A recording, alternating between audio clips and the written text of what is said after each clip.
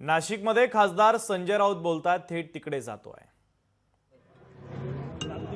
DJ Suryavanshi, Vilasrao Shinde, Dattaji Gaikwad सगळे आमचे प्रमुख लोकांनी त्यानंतर तयारीला लागले आणि अशी छान शहरामध्ये मशाल आणि भगवं एक वातावरण निर्माण झालं आणि तयारी आपण पाहताय की तयारी झालेली आहे। शहरामध्ये शिवसेना नव्या उभारीनं पुढे जाताना तुम्हाला उद्या दिसेल। विधानसभाचे निकाल आम्ही विसरलेलो आहोत, पण लढाई चालू राहील। हा जो पराभव आमचा नाहीये तर हा घातपात आहे। हा घातपात आम्ही विसरणार नाही, त्याच्यामुळे ती लढाई चालू राहील। पण आम्ही आता पुढल्या लढाईसाठी सुद्धा आम्ही तयारीला लागलेलो आहोत। सर्वांना सोनिया गांधी आणि राहुल गांधी सर्वांना उत्सुकता आहे। उद्या बाळासाहेबांचं भाषण ऐकायला मिळणार आहे। सर्वांना उत्सुकता आहे, नेमकं कशा पद्धतीने ते भाषण असणार आहे तुम्ही ऐका ना। उद्या शिवसेनेचे सगळेच नेते येत आहेत आणि माझ्यासारख्या माणसानं बाळासाहेबांबरोबर अख्खं आयुष्यभर काम केलं, त्यांच्याबरोबर सातत्यानं मी राहिलो।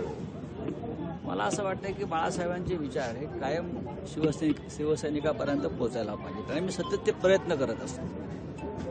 मग लिखाणातून असेल, सिनेमाच्या माध्यमातून असेल, मी सतत करत असतो की बाळासाहेब लोकांमध्ये राहिले पाहिजे। आणि मला असं वाटतं की अशी शिबिरं असतील, सभा असतील, त्यात बाळासाहेबांचे लहान लहान विचार जर मला वेगळ्या तंत्रज्ञानाच्या माध्यमातून देता आले तर मी देण्याचा प्रयत्न करतो। ते बघू ना उद्या। साहेब, अशा वेळेला ते भाषण होतंय ज्या वेळेला एकीकडे वक्फ बोर्डाचा मुद्दा असेल किंवा वेगवेगळ्या मुद्द्यांच्या पार्श्वभूमीवर हे शिबिर होतंय आणि प्रामुख्यानं हिंदुत्व सोडलं म्हणून तुमच्यावर सत्ताधाऱ्यांनी अनेकदा वेगवेगळ्या स्वरूपाची टीका देखील केलेली आहे। तुम्ही काँग्रेस सोबत गेला, त्याच्यावरनं देखील टीका झालेली आहे। आम्ही काँग्रेस बरोबर गेलो ह्याचं कोणाला त्रास होत असेल तर त्यांनी काँग्रेसने मिळवलेल्या स्वातंत्र्याचा त्याग केला पाहिजे। काँग्रेसने मिळवलेलं स्वातंत्र्य तुम्ही भोगताय। जे हे प्रश्न विचारतायत त्यांचा या देशाच्या स्वातंत्र्याच्या लढ्यामध्ये काही योगदान नाही। स्वातंत्र्याची लढाई काँग्रेस पक्षानं केली, फासावर काँग्रेसचे लोक गेले, तुरुंगात काँग्रेसचे लोक गेले। ते स्वातंत्र्य तुम्ही फुकटात उपभोगताय, मजा मारताय, लुटताय आणि आम्ही काँग्रेसबरोबर सहभागी झालो एकत्र तर तुम्हाला त्रास व्हायचं कारण नाही। पण केवळ काँग्रेसच नव्हतं सर, इतर पण फक्त काँग्रेसच होती म्हणून स्वातंत्र्य मिळालं असं नाही, अनेक घटक होते त्यावेळी। उदाहरणार्थ भारतीय जनता पक्ष तर नव्हता, नाही म्हणजे पक्ष राष्ट्रीय स्वयंसेवक नव्हता, संघ नव्हता, नक्कीच कम्युनिस्ट पक्ष होता, त्याला गदर पार्टी म्हणतो आपण। माझा इतिहास पक्का आहे, एक लक्षात घ्या। गदर पार्टी मोठ्या प्रमाणात होती आणि 1942 नंतर सोशलिस्ट समाजवादी पार्टीचे काही लोक या चळवळीमध्ये होते। याच्यामध्ये तसं पाहिलं तर सुरुवातीच्या काळामध्ये मुस्लिम लीग आणि बॅरिस्टर जिना सुद्धा होते।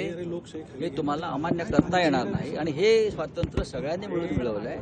त्याच्यामध्ये फक्त जर कोणाचा सहभाग नव्हता तर तो भारतीय जनता पक्ष आणि राष्ट्रीय स्वयंसेवक संघ यांचा सहभाग नव्हता। सोनिया गांधी आणि राहुल गांधी यांना ईडीकडनं त्यांच्या संदर्भामध्ये चार्जशीट दाखल करण्यात आलेला आहे। एकूणच रॉबर्ट वाड्रा यांच्या बाजूला अडचणी वाढत असताना आता सोनिया गांधी आणि राहुल गांधी यांच्या देखील अडचणी वाढत। याचा अर्थ असा आहे की नरेंद्र मोदी, अमित शहा आणि त्यांच्या सरकारच्या पायाखालची वाळू सरकते, काहीतरी भूगर्भात हालचाली सुरू आहेत। आता आपण पाहिलं असेल की हालचाली कशा आहेत तर जागतिक स्तरावरती आहेत।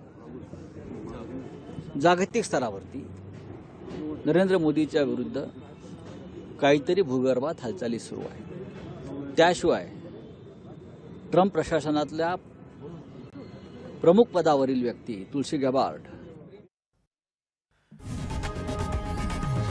लोकशाही मराठी ऐका, पहा, जागरूक रहा।